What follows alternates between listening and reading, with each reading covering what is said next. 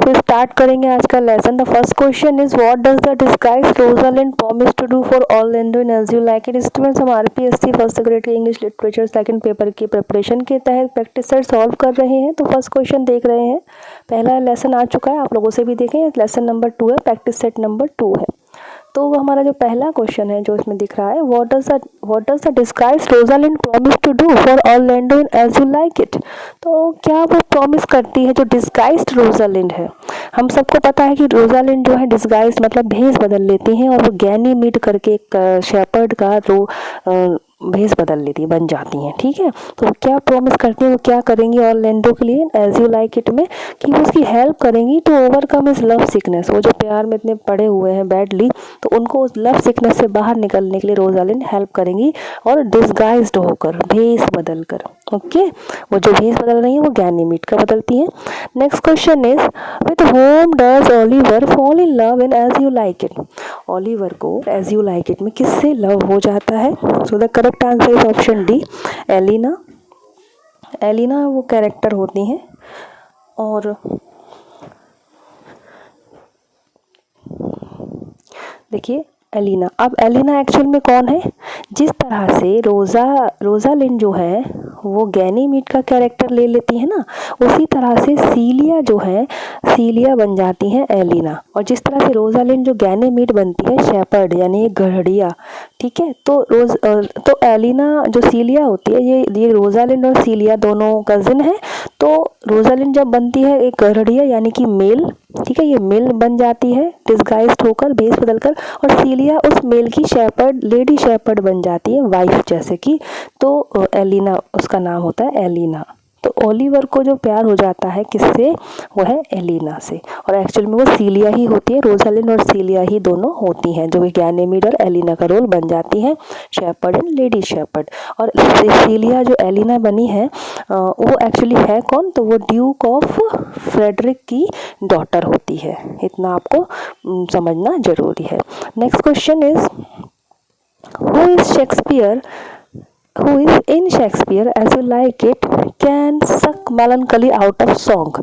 तो जैक्स को पूरे ही इस चैप्टर में ऐसा कहा गया है, melancholy out of song। ये ऐसे melancholy out of song किसे कहा गया है, जैक्स को बोला जाता है as you like it में। जैक्स कौन है, जो एग्जाइल्ड ड्यूक सीनियर होते हैं, जिनको निकाल दिया जाता है, जो फॉरेस्ट ऑफ अर्डन में रह रहे होते हैं एग्जाइल होकर, जो निष्कासित कर देते, तो उनके साथ जैक्स वहाँ रहता है। एक नोबल मैन है, उनका करीबी होता है, और ये जाना जाता है मेलनकली आउट ऑफ सॉन्ग, इनको कहा गया है। Next question is how does Rosalind respond to Orlando when he content that he will die unless she return his love in as you like it.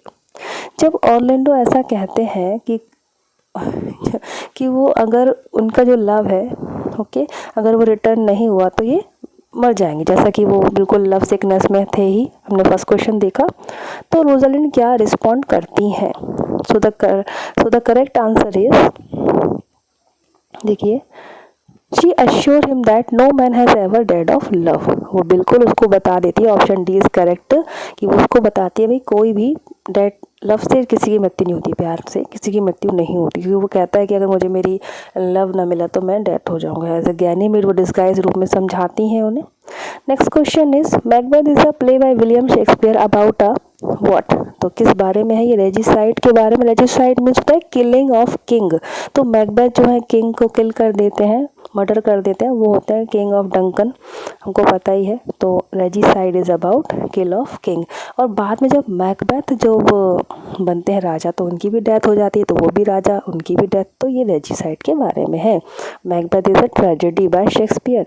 Who are Malcolm and Donalbain in this play. Malcolm and Donalbain कौन है, king's Duncan son. Duncan जो king Duncan की जो murder होता है bye Macbeth, तो उनके बेटे हैं ये Malcolm and Donalbain. Next question is what title did Macbeth originally have. ये क्वेश्चन इंपॉर्टेंट है, थोड़ा समझ लेंगे इसे। तो ओरिजिनली उसका क्या टाइटल है, वो था द क्वीन ऑफ थेन्स ऑफ ग्लैमिस। लेकिन थेन्स ऑफ काउडर भी हमने मैकबेथ के लिए पढ़ा है, तो वो क्या है मैं बता देती हूँ। एक्चुअली ये पहले होता है thane of Glamis, first title जो इनका बन जाता है। पहला टाइटल क्या होता है जब चैप्टर स्टार्ट होता है ड्रामा, दैट इज ये होता है थेन ऑफ ग्लैमिस। ओके, उसके बाद इनको प्रोफेसाइज तो उसी समय घोषित कर दिया जाता है कि अब ये थेन ऑफ काउडर बन जाएंगे ऐसे। तो ये इनका सेकेंड टाइटल होता है और ये क्वेश्चन आएगा। फर्स्ट टाइटल ओरिजिनली मतलब फर्स्ट, और उसके बाद क्या घोषित किया गया। एंड थर्ड में ये राजा बन जाते हैं। ठीक है, तो ये आपका इंपॉर्टेंट है। Thane of Glamis first title होता है एक्चुअल में, and then thane of Cawdor इनको प्रोफेसाइज कर दिया जाता है। Next question is the porter scene provides. Porter scene में क्या होता है कॉमिक रिलीफ के लिए, कॉमेडी सीन कह लो कि एक सीरियस स्टडी, सीरियस जो ड्रामा चल रहा है, कहानी बड़ी अच्छे से चल रही है इस ड्रामा में और एकदम उसमें कुछ मजाक आ जाता है, that is comic relief audience के लिए थोड़ा ऐसे। तो पोर्टर सीन क्या होते हैं कॉमिक रिलीफ के लिए डाले जाते हैं ड्रामास में। Where is Macbeth castle located. Macbeth का कैसल कहाँ लोकेटेड होता है, एट इन्वर्नेस। इन्वर्नेस जो प्लेस था वहीं इनका जो उनका किला होता है, कैसल होता है, और यही वो प्लेस होता है जहाँ राजा डंकन का मर्डर होता है मैकबेथ के इस प्लेस पे। हु प्लान्स टू किल बैंको एंड हिज सन। कौन प्लान करता है बैंको और उसके बेटों को किल करने के लिए। Again Macbeth is the correct answer. क्यों, क्योंकि बैंको है उसकी जो 3 विचेस ने जो प्रोफेसी बोली थी ना कि मैकबेथ राजा बनेगा, तो ये वो जानते थे। और बैंको से उन 3 विचेस ने क्या कहा था कि बैंको तुम नहीं बनोगे, तुम्हारे बेटे बनेंगे। तो ये प्लान करता है कि बैंको और उसके दोनों बेटों को उसके बेटे को ये मार देंगे, किल कर देंगे। देखिए आएगा क्वेश्चन, व्हाई इज बैंको किल्ड। बैंको को क्यों मार दिया जाता है, because he is aware of witches prophecy. जो विचेस की प्रोफेसी थी वो जानता था, उसको प्लान पता था मैकबेथ का कि ये किंग डंकन का मर्डर कर देंगे इस तरह से, तो वो उसको मार देता है। The witches are equivocators. Equivocators means double meaning बोलने वाले। This means that the witches were, इसका मतलब क्या है, वो क्या थे, ambiguous in their saying. Ambiguous और इक्वेटर्स एक दूसरे के पर्यायवाची ही हैं, तो इनका मतलब क्या था डबल मीनिंग। तो इक्वेटर्स मीन्स, अब इसमें कैसे है ये दोनों विचेस ने किस तरह से डबल मीनिंग बात बोली है इस मैकबेथ में। तो एक्चुअली वो करती ये हैं कि मैकबेथ को जो प्रोफेसीज बताती हैं वो मैकबेथ को उसके पतन की ओर ले जाती हैं, पर मैकबेथ को लगता है कि ऐसा नहीं है, उसके अच्छे के लिए है। एक्चुअल में वो अच्छे के लिए नहीं होती, वो उसकी बुराई के लिए होती हैं।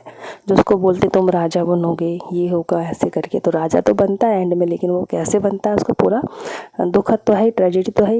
Next question is with the death of Macbeth क्या होता है, moral order is restored. Moral order means जो समाज में जो नैतिकता चलती है वो रिस्टोर हो जाती है। अब मैकबेथ ने राजा डंकन को मारा था तो इनकी भी डेथ हो जाती है, यानी कि जैसे को तैसा, जैसे टिट फॉर टैट कर्म का फल मिलता है, वो सब हम समझ सकते हैं, इसलिए लिखा है moral order is restored. Next question is, आज का लास्ट क्वेश्चन रहेगा ये, sweet are the uses of adversity. Sweet, adversity means होता है कोई आपदा, कोई प्रॉब्लम आ जाना, तो कितना यूज़, इस आपदा का यूज़ कितना अच्छा है, स्वीट है।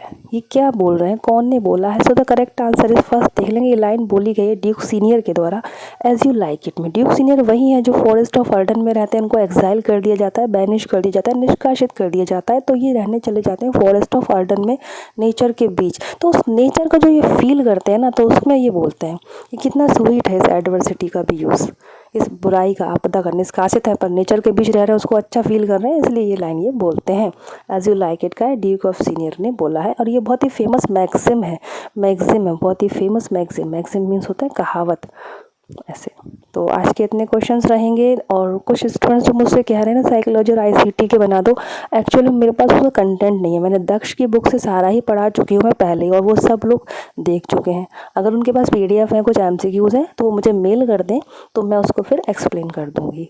ठीक है, मुझे पढ़ाना है, लेकिन मेरे पास अभी इतना टाइम नहीं, मैं कंटेंट लेकर फिर उसको कहीं से कुछ करके तैयार करूँ। अभी मेरे पास जो रेडी है बिल्कुल फास्ट में एट अ टाइम, वो मैं कंटेंट आगे निकालती जा रही हूँ। अगेन इसी हम लोग प्रैक्टिस सेट के थर्ड प्रैक्टिस सेट को कंटिन्यू करेंगे जल्दी ही। एंड अच्छे से आप लोग प्रिपरेशन कीजिए, फर्स्ट पेपर की भी, सेकंड पेपर आपका। एंड बता दूँ मैं, आईसीटी में भी बेसिक क्वेश्चन ही आएंगे। आप कोई सी भी बुक का आईसीटी पढ़ सकते हो, basic ICT, basic computer knowledge के वीडियो सर्च करके वो देख लो, आपका उससे भी हेल्प हो जाएगा। ठीक है। तो और साइकोलॉजी तो वही है जो आपने हिंदी में पढ़ते हो, साइकोलॉजी, चाइल्ड साइकोलॉजी, वही सब है, उसके इंग्लिश टर्म आना चाहिए आपको, तो आपकी उससे हेल्प हो जाएगी। ओवरऑल आप लोग एग्ज़ाम हॉल के लिए तैयार रहिए, अवेयरनेस ज़रूरी है।